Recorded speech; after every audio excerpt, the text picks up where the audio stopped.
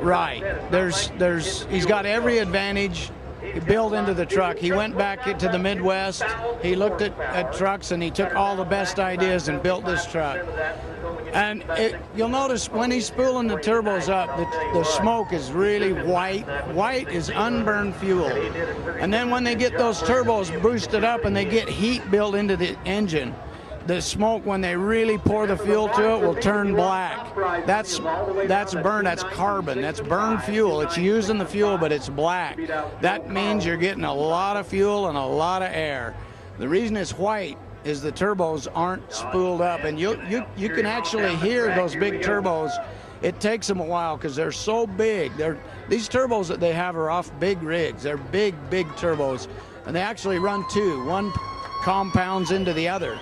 So one compressor actually feeds the other, and they're able to get more boost. These trucks run as high as 120, 130 pounds of boost.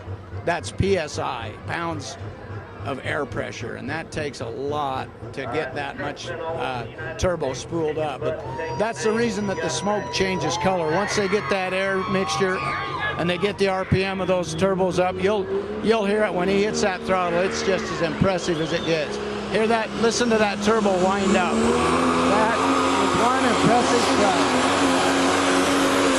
This guy is hard. Oh, something happened to him. That's a lot of money right there. Now see, these guys with this little 5.9, they're pushing the envelope as hard as it can be pushed. He probably lost a boot. He probably lost a boot or something, hopefully, that can be fixed easily. These engines are so close to breakage when they're running down the track every time they run.